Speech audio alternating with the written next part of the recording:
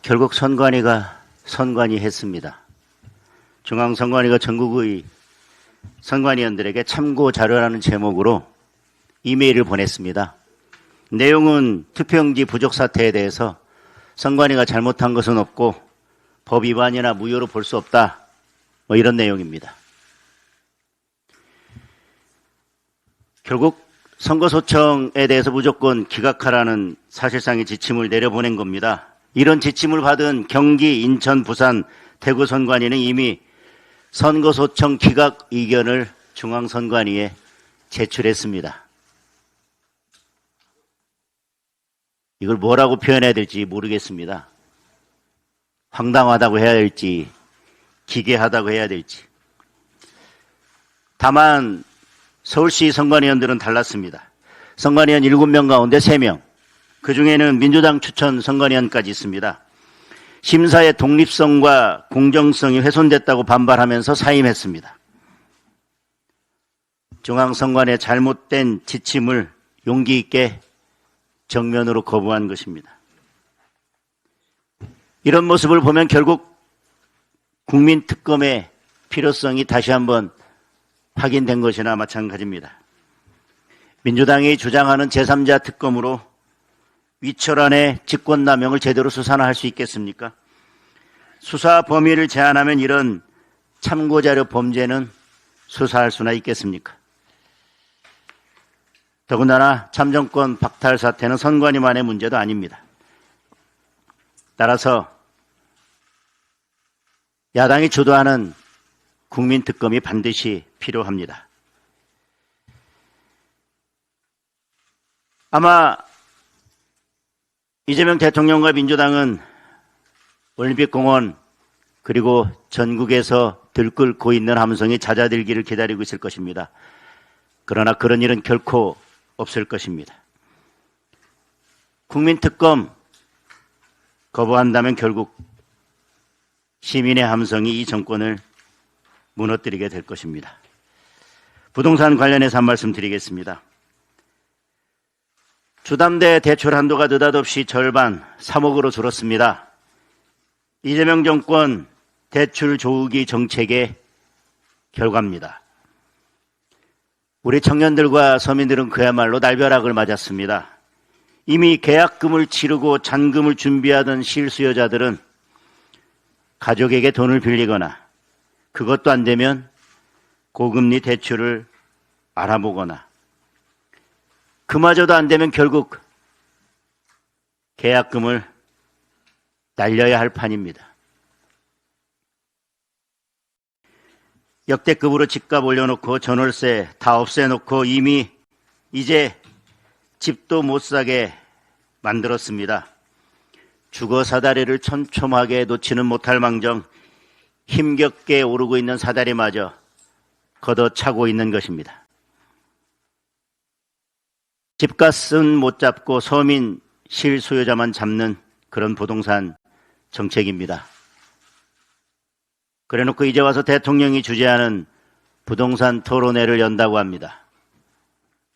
그런데 그동안 이재명 대통령이 뭐라고 했습니까? 전월세 실종 사태에 대해서 부동산 정상화라고 우겼습니다. 역대급 집값 폭등에 대해서는 선방했다고 주장했습니다. 결국 자기 할 말만 하면서 부동산 정책을 정당화하는 답정너 토론회, 국민 훈계 토론회가 될 것입니다. 보유세 인상, 장특공 폐지, 징벌적 과세 빌드업하면서 결국 집 가진 국민에게 정책 실패의 책임을 떠넘기고 선동하는 것으로 끝날 것입니다. 국민은 훈계를 듣고 싶은 것이 아닙니다. 주택 공급을 어떻게 할 것인지, 전월세 부담을 어떻게 낮출 것인지, 실수요자는 어떻게 보호할 것인지 국민은 그 답을 요구하고 있는 것입니다. 당장 국민 앞에 부동산 정책 실패 사과하고 국민의 집을 빼앗는 세금 폭탄과 복합 규제를 멈추기 바랍니다.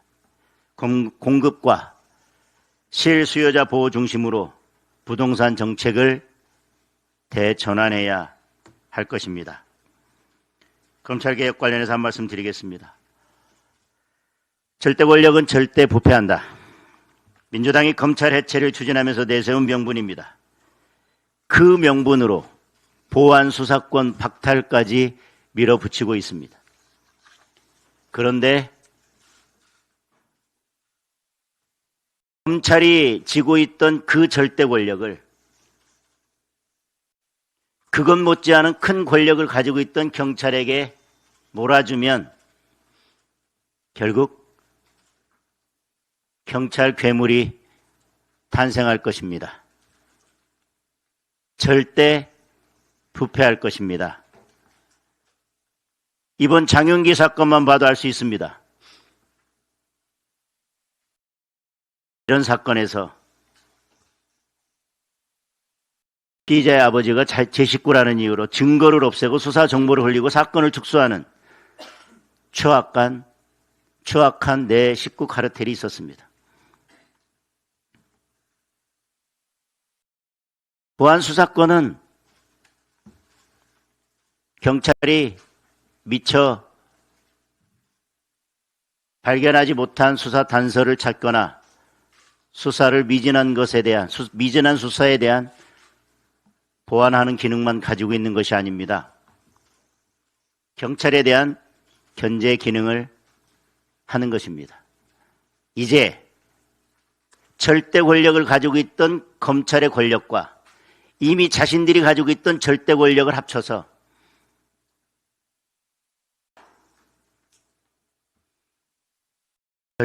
절대적인 권력을 갖게 된 경찰을 견제할 그 누구도 없어졌습니다.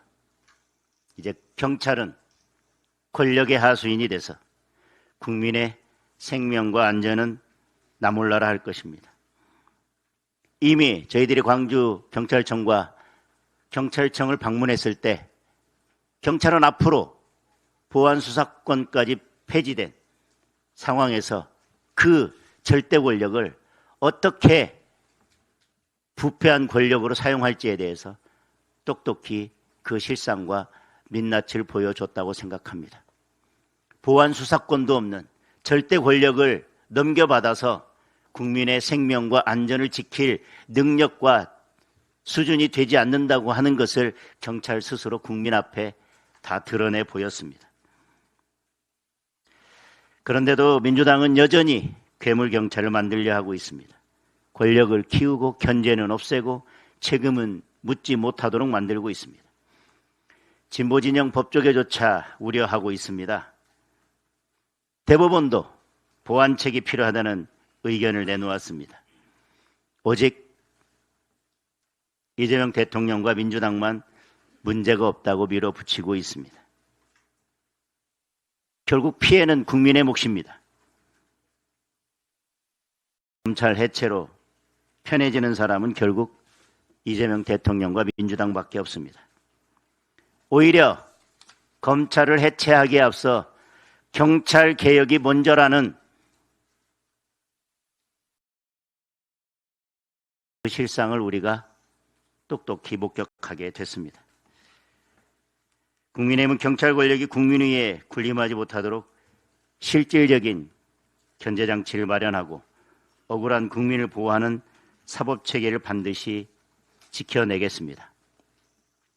짧게 한 가지만 더 말씀드리겠습니다. 이미 안규백 국방부 장관에 대해서는 더 이상 대한민국의 국방부 장관이어서는 안 된다는 의혹이 불거졌습니다. 그 의혹이 사실이라면